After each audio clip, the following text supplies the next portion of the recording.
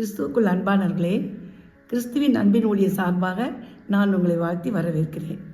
பிரியமானவர்களே, உங்கள் அனைவருக்கும் என் இனிய புத்தாண்டு வாழ்த்துக்களை தெரிவித்துக் கொள்கிறேன். பிரியமானவர்களே, இந்த புதிய ஆண்டில் தேவன் நம்மோடு பேச விரும்பிய வேத வாக்கியம் என்னவென்றால் யோவான் 14வது அதிகாரம் 15வது வசனம். நீங்கள் என்னிடத்தில் அன்பாயிருந்தால் என் கற்பனைகளை கை கொள்ளுங்கள். தேவனுடைய கற்பனை கை கொள்வதே தேவனிடத்தில் அன்பாய் இருக்கிறது என்று அர்த்தம். தேவனுடைய கற்பனை கை கொள்ளாதவர்கள் தேவனிடத்தில் அன்பாய் இருப்பதில்லை. என்னுடைய கட்டளைகளை பின்பற்றி என்னிடத்தில் அன்பாய் இருக்கிறவர்களுக்கு தேவன் இந்த வருடத்தில் அதிகமான ஆசீர்வாதத்தை தருவேன் என்று வாக்குத்தத்தம் பண்ணுகிறார். அன்பானவர்களே, தேவனுடைய கற்பனைகளை கை கொள்வது என்னவென்றால் தேவனுடைய வசனத்தின்படி எல்லா பகுதிகளிலும் கீழ்ப்படிந்து நடப்பதே ஆகும். பிரியமானவர்களே, தேவனுடைய கட்டளைகளுக்கு கீழ்ப்படிந்து நடப்பதற்கு மிக சிறந்த உதாரணம் நம்முடைய இரட்சகராகிய இயேசு கிறிஸ்துவே. பிலிப்பியர் 2 அதிகாரம் 6லிருந்து 11வது வசனம் வரை வாசிக்கும்போது, இயேசு கிறிஸ்து தேவனுடைய ரூபமாயிருந்தும் தேவனுக்கு சமமாயிருப்பதை கொள்ளையாடின பொருளாக எண்ணாமல் தம்மைத்தாமே வெறுமையாக்கி அடிமையின் ரூபம் எடுத்து மனுஷர் சாயலானார். அவர் மனுஷரூபமாய் காணப்பட்டு மரண பரியந்தம், அதாவது சிலுவை மரண பரியந்தமும் கீழ்ப்படிந்தவராகி தம்மைத்தாமே தாழ்த்தினார். ஆதலால் தேவன் எல்லாவற்றுக்கும் மேலாக அவரை உயர்த்தி இயேசுவின் நாமத்தில் வானோர் பூதரத்தோர் பூமியின் கீழானோருடைய முழங்கால் யாவும் முடங்கும்படிக்கும் பிதாவாகிய தேவனுக்கு மகிமையாக இயேசு கிறிஸ்து கர்த்தரென்று நாவுகள் யாவும் அறிக்கை பண்ணும்படிக்கும் எல்லா நாமத்திற்கும் மேலான நாமத்தை அவருக்கு தந்தறினார். பிரியமானவர்களே, இந்த வசனத்தை நாம் தியானிக்கும் போது எப்படி இயேசு கிறிஸ்து பிதாவுக்கு முன்பாக தன்னை தாழ்த்தி மரண பரியந்தமும் அவர் தன்னை தாழ்த்தி பிதாவுக்கு கீழ்ப்படிந்தவராகி அவர் மீது தம் அன்பை வெளிப்படுத்தினாரோ, அதுபோல நாமும் அவர் கட்டளைகள் கீழ்ப்படிந்து அவர் மீது நம்ம அன்பை செலுத்தினால் இந்த புதிய வருடத்தில் நம்மையும் அவர் உயர்த்துவார். இப்பொழுது நாம் தேவன் நமக்கு கொடுத்திருக்கிற கட்டளைகளை ஒவ்வொன்றாக நாம் பார்க்க போகிறோம். யோவான் 14 அதிகாரம் 1வது வசனத்தில் நீங்கள் என்னிடத்தில் விசுவாசமாக இருங்கள் என்று சொல்கிறார்.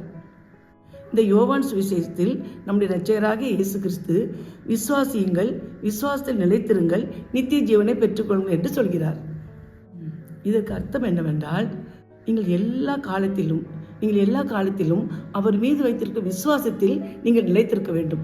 அவர் ஒருபோதும் உங்களை கைவிட மாட்டார். முடிவு பரியந்தமும் அவர் உங்களை நடத்தி செல்வார்.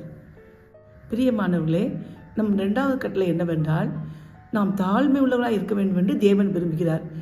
யோவான் 13 அதிகாரத்தில் நம்முடைய இரட்சகராகிய இயேசு கிறிஸ்து சீடருடைய பாதங்களை கழுவினார். யூதாஸ் காரியத்தின் பாதங்களை கூட அவர் கழுவினார் என்பதை நாம் பார்க்கிறோம். இயேசு கிறிஸ்து தன் சீடர்களுடைய பாதங்களை கழுவின போது அவர்களை பார்த்து சொன்னது என்னவென்றால், நான் எப்படி குருவாயிருந்தும் என்னை தாழ்த்தி என்னுடைய பாதங்களை கழுவினோ அதுபோல நீங்களும் பெருமை இல்லாமல் உங்களை தாழ்த்தி ஒருவருக்கொருவர் சேவை செய்யுங்கள் என்று அவர் சொல்கிறார். ஆவியில் எளிமையுள்ளவர்கள் பாக்கியவான்கள், பரலோக ராஜ்யம் அவர்களுடையது என்ற வசனத்தின்படி நாம் நம்மை தாழ்த்தி பெருமை இல்லாமல் வாழ வேண்டும். பிரியமானவர்களே, 3வது கட்டளை என்னவென்றால் யோவான் 15 அதிகாரம் 12வது வசனம். நான் உங்கள் அன்பாய் இருக்கிறது போல நீங்களும் ஒருவரில் ஒருவர் அன்பாய் இருக்க வேண்டும் என்பதே என்னுடைய கற்பனையாக இருக்கிறது என்று ஆண்டவர் சொல்கிறார். வேத புஸ்தகத்தின் பிரதான கட்டளையே அன்பாய் இருப்பதுதான். நீங்கள் அன்பாய் இருந்தால் பிறருக்கு தீங்கு செய்ய மாட்டீர்கள். அன்பு ஒரு காலம் தீங்கு செய்யாது, நன்மையை மாத்திரம்தான் செய்யும். அன்பு செய்கிறவன் நியாயப்பிரமாணத்தின் கட்டளைகளை நிறைவேற்றுகிறவனாய் இருக்கிறான். நாம் நம்மிடத்தில் அன்பு கூறுவது போல பிறரிடத்தில் அன்பு கூறும்போது நாம் பாவம் செய்கிறதில்லை.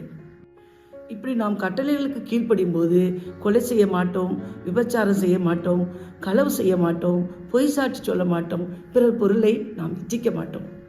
இப்படி பாவமில்லாமல் வாழ்வதுதான் பரிசுத்தமான வாழ்க்கை.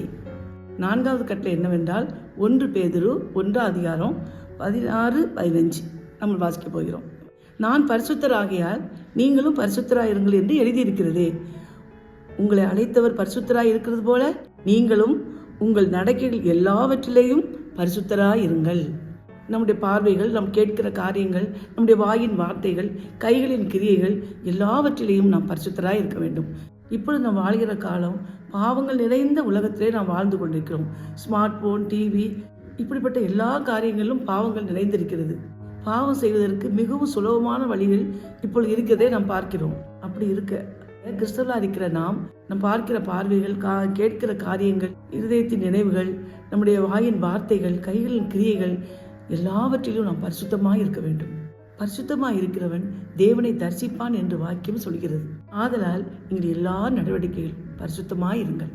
பிரியமானவர்களே, 5வது கட்டளை என்னவென்றால், தேவனுடைய சித்தத்தை மாத்திரம் செய்கிறவர்களாய் இருங்கள். உங்களுடைய வாழ்க்கையில் எல்லா பகுதிகளிலும் தேவனுடைய சித்தத்தை மாத்திரம் செய்கிறவர்களாய் நீங்கள் இருக்க வேண்டும். இயேசு கிறிஸ்து சிலுவை மரணத்துக்கு தன்னை ஒப்பு கொடுப்பதற்கு முன்பாக கெத்செமனே தோட்டத்திலே ஒரு ஜெபம் செய்கிறார். லூக்கா 22வது அதிகாரம் 42வது வசனத்திலே, பிதாவே, என்னுடைய சித்தத்தின்படி அல்ல, உம்முடைய சித்தத்தின்படியே ஆகட்டும் என்று தன்னை ஒப்பு கொடுக்கிறார். பிரியமானவர்களே, திருமண வாழ்க்கை, குழந்தைகளுடைய படிப்பு, எதிர்காலம், சேவை, வியாபாரம், இப்படிப்பட்ட காரியங்களில் தேர்ந்தெடுக்க வேண்டிய சூழ்நிலை வந்தால் நீங்கள் தேவ சித்தத்திற்கு இந்த காரியங்களை ஒப்புக் கொடுக்க வேண்டும். நீங்கள் இயேசு கிறிஸ்துவை போல ஜெபிக்க வேண்டும். இயேசுவே, உமக்கு சித்தமானால் இது நிறைவேறட்டும், உமக்கு சித்தமில்லாவிட்டால் நிறைவேற வேண்டாம் என்று நீங்கள் ஜெபிக்க வேண்டும்.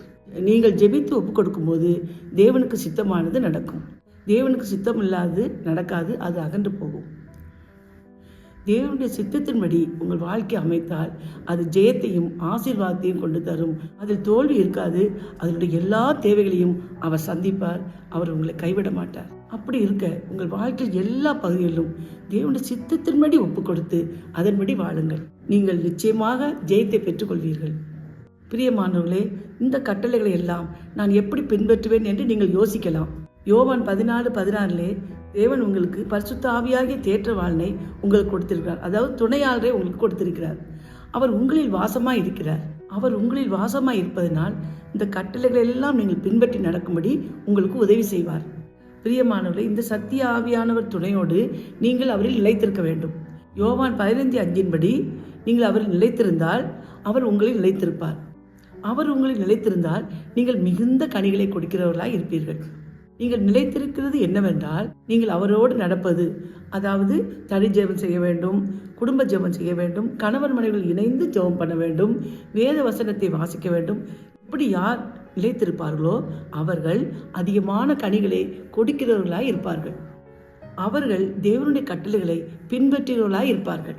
அவர்களே நம்பிக்கை உள்ளவர்களாய் இருப்பார்கள், தாழ்மை உள்ளவர்களாய் இருப்பார்கள், அன்பு உள்ளவர்களாய் இருப்பார்கள், பரிசுத்தம் உள்ளவர்களாக இருப்பார்கள், தேவ சித்தத்தை செய்வார்கள்.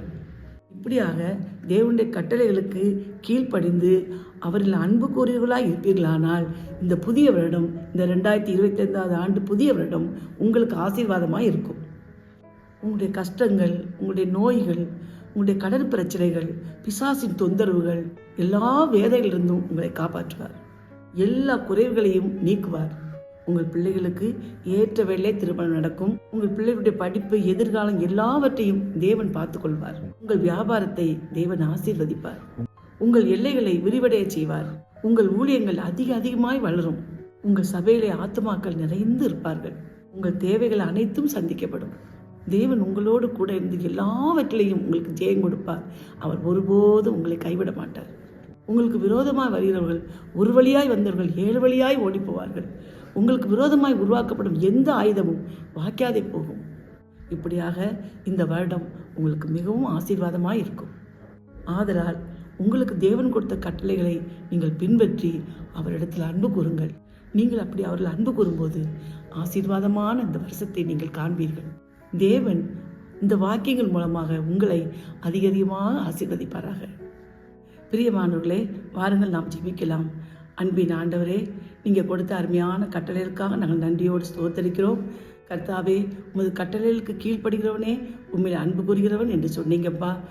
யாரெல்லாம் உங்களுடைய கட்டளையின்படி நடப்பேன் என்று ஒப்பு கொடுத்துட்டார்களோ, உன் மீது நம்பிக்கை உள்ளவர்களாய், தாழ்மை உள்ளவர்களாய், அன்பு உள்ளவர்களாய், பரிசுத்தம் உள்ளவர்களாய், உங்களுடைய சித்தம் செய்கிறவர்களாய் வாழ்வேன் என்று தன்னை ஒப்பு கொடுத்துட்டார்களோ, அவர்கள் எல்லாம் நீர் ஆசீர்வதித்து அவருடைய வேதனைகள், அவருடைய கஷ்டங்கள், அவருடைய கண்ணீர்கள், அவருடைய வியாதிகள் எல்லாவற்றையும் நீக்கி திருமணமாகாதவர்களுக்கு திருமண வாழ்க்கையை ஏற்படுத்தி தாங்கப்பா. குழந்தை இல்லாதவர்களுக்கு குழந்தை பாக்கியத்தை கொடுங்க. வியாபாரத்தை நல்லா ஆசீர்வதிங்க. பிள்ளையுடைய படிப்பு, எதிர்காலத்தை ஆசீர்வதிங்க. ஊழியக்காரருடைய செய்கிற சேவைகளை ஆசீர்வதிங்க. சபையில் அநேக ஆத்துமாக்களை நீங்கள் கொண்டு வாங்கப்பா. அவருடைய எல்லா தேவைகளையும் நீங்கள் சந்தித்து அவர்களை ஆசீர்வதிங்க. கடன் பிரச்சனைகள், வறுமைகள் எல்லாவற்றையும் நீக்கி போடுங்கப்பா. உங்கள் பிள்ளைகள் சந்தோஷமும் சமாதானமாக உள்ளவர்களாய் வாழ்வதற்கு நீங்கள் உதவி செய்யுங்க. அநேக வீடுகளுக்கு சமாதான குறைவுகளை நீக்கி போடுங்கப்பா. அவர்கள் எல்லாரையும் ஆசீர்வதித்து சாட்சியாய் நிறுத்துங்கப்பா. உங்கள் நாமத்தை மகிமைப்படுத்துங்க. இந்த வருடம் அவர்களுக்கு மிகவும் ஆசீர்வாதமான வருஷமாய் இருப்பதாக இயேசு கிறிஸ்துவின் நாமத்தில் ஜெபிக்கிறோம் ஜீவனுள்ள பிதாவே. ஆமேன். கர்த்தர் உங்களை ஆசீர்வதிப்பாராக.